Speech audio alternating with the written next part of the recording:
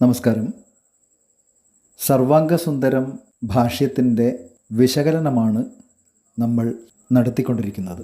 ബ്രാഹ്മേ മുഹൂർത്ത ഉത്തിഷ്ഠേത് എന്ന ഗദ്യസൂത്രം പശ്ചാത്തലമാക്കിക്കൊണ്ട് ആതുരവൃത്തത്തിന് മുൻപ് സ്വസ്ഥവൃത്തം ആരംഭിക്കുവാനുള്ള കാരണങ്ങളായി ഭാഷ്യകാരൻ പറയുന്ന 3 ലെവൽസ് ഓഫ് റീസണിങ്സ് ആണ് നമ്മൾ കഴിഞ്ഞ കുറച്ച് ക്ലാസ്സുകളിലായി ഡിസ്കസ് ചെയ്തുകൊണ്ടിരിക്കുന്നത്. ആതുര ഉപയോഗിത്വാത് എന്ന ആയുർവേദപരമായ കാരണം കഴിഞ്ഞ വീഡിയോയിൽ നമ്മൾ കണ്ടു. ബാക്കിയുള്ള 2 കാരണങ്ങളാണ് നമ്മൾ ഈ വീഡിയോയിലൂടെ ചർച്ച ചെയ്യുന്നത്. നമുക്ക് നേരെ ഭാഷ്യത്തിലേക്ക് പോകാം. എന്താണ് ഭാഷ്യത്തിൽ പറയുന്നത്? നമുക്ക് ഒന്നുകൂടി ആ വാക്യത്തിൻ്റെ അർത്ഥത്തെ നോക്കാം. തത്ര മംഗല്യത്വാത് സ്വൽപ്പവക്തവ്യത്വാത് ആതുരോപയോഗിത്വാത് ച സ്വസ്ഥവൃത്തമേവ ആദൗ ഉച്യത്തെ ബ്രാഹ്മേ മുഹൂർത്ത ഉത്തിഷ്ഠേത് സ്വസ്ഥോ രക്ഷാർത്ഥമായുഷഃ. ഇതാണ് ഭാഷ്യഭാഗം. മംഗല്യത്വാത് മംഗള സ്വഭാവം ഉള്ളതിനാലും, സ്വൽപ്പവക്തവ്യത്വാത് ചുരുക്കി പറയുവാൻ സാധിക്കുന്നതിനാലും, ആതുര ഉപയോഗിത്വാത് രോഗിക്ക് അല്ലെങ്കിൽ ആതുരന് ഉപകാരം ഉള്ളതിനാലും ആദ്യം സ്വസ്ഥവൃത്തത്തിനെ പറയുന്നു. ഇതാണ് ഈ വാക്യത്തിൻ്റെ സാമാന്യമായ അർത്ഥം. അപ്പോൾ നമ്മളിന്ന് നോക്കുന്നത് മംഗല്യത്വാത്, മംഗള സ്വഭാവം ഉള്ളതിനാൽ സ്വസ്ഥവൃത്തം ആദ്യം എന്ന് കേൾക്കുമ്പോൾ നമ്മളിവിടെ പരിശോധിക്കേണ്ടത് ബ്രാഹ്മേ മുഹൂർത്ത ഉത്തിഷ്ഠേത് എന്നാരംഭിക്കുന്ന സ്വസ്ഥവൃത്ത ഭാഗത്തിന് എങ്ങനെയാണ് മംഗള സ്വഭാവം ഉണ്ട് എന്ന് പറയുവാൻ സാധിക്കുക? ആചാര്യൻ ഏത് രീതിയിലൊക്കെയാണ് ഈ കാര്യങ്ങളെ വിശദീകരിക്കുന്നത്? നോക്കൂ, സ്വസ്ഥവൃത്തം ആചരിക്കുമ്പോൾ അത് ആരോഗ്യത്തിനെയും ആയുസ്സിനെയും വർദ്ധിപ്പിക്കുന്നു. ആരോഗ്യത്തിനും ആയുസ്സിനും ഹിതകാരിയായ കാര്യങ്ങളാണ് ഇവിടെ പറയുന്നത്. രോഗം വരാതിരിക്കുവാനുള്ള വഴികളെ ഇത് പറഞ്ഞു തരുന്നു. ദോഷധാതുമലങ്ങളുടെ സമത്വം നിലനിർത്തുന്ന കാര്യങ്ങളെക്കുറിച്ച് അത് പറഞ്ഞു തരുന്നു. മനസ്സിനെ പ്രസന്നമാക്കുന്ന കാര്യങ്ങളെക്കുറിച്ച് പറഞ്ഞു തരുന്നു.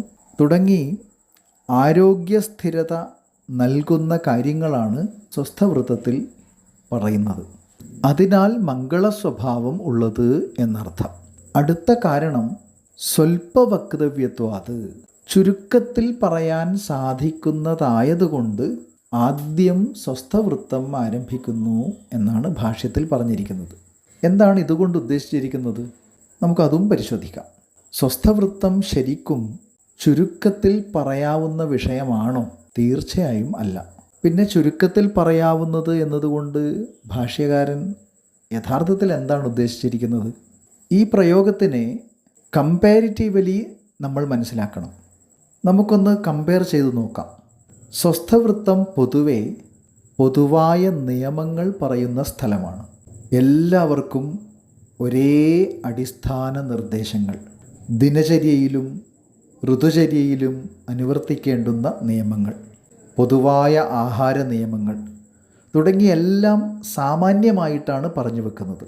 ഉദാഹരണത്തിന്, ബ്രാഹ്മമുഹൂർത്തത്തിൽ എഴുന്നേൽക്കണം, ദന്തധാവനം ചെയ്യണം, വ്യായാമം ചെയ്യണം, ശരിയായ സമയത്ത് ഭക്ഷണം കഴിക്കണം, സമയത്ത് ഉറങ്ങണം, രാത്രി വൈകി ഭക്ഷണം കഴിക്കരുത്, വിരുദ്ധാഹാരം ഒഴിവാക്കണം, അധികം ഭക്ഷണം കഴിക്കരുത്, വേഗങ്ങളെ തടഞ്ഞു നിർത്തരുത്, വേനൽക്കാലത്ത് ലഘുവായ ഭക്ഷണങ്ങൾ കഴിക്കണം, ശീതകാലത്തിലാവട്ടെ ഗുരുവായ ഭക്ഷണങ്ങൾ കഴിക്കണം, മഴക്കാലത്ത് ദോഷപ്രകോപം ഒഴിവാക്കുന്ന ഭക്ഷണം കഴിക്കണം.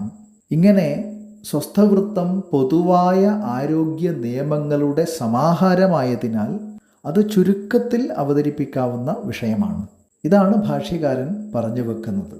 ഇനി ആതുരവൃത്തത്തിലേക്ക് പോയാൽ രോഗവിശേഷമനുസരിച്ച് വ്യത്യസ്ത വ്യാഖ്യാനങ്ങൾ, വ്യത്യസ്ത നിർദ്ദേശങ്ങൾ, ദോഷങ്ങൾ, ദേശം, കാലം, പ്രകൃതി, വയസ്സ് ഇവയൊക്കെ കേന്ദ്രീകരിച്ചുള്ള വിശകലനങ്ങൾ, ഔഷധങ്ങളുടെയും ഔഷധ സംയോജനങ്ങളുടെയും വിശദീകരണങ്ങൾ, വ്യത്യസ്ത ചികിത്സാ രീതികൾ, ഇവയൊക്കെ സത്യത്തിൽ വളരെയധികം വിശദീകരണം ആവശ്യമുള്ള കാര്യങ്ങളാണ്.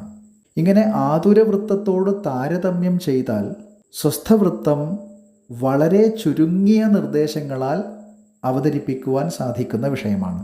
അതിനാൽ സ്വൽപ്പവക്തവ്യത്വം എന്ന് ഭാഷ്യകാരൻ യുക്തിയുക്തം തൻ്റെ പക്ഷം സ്ഥാപിക്കുകയാണ് ഇവിടെ ചെയ്യുന്നത്.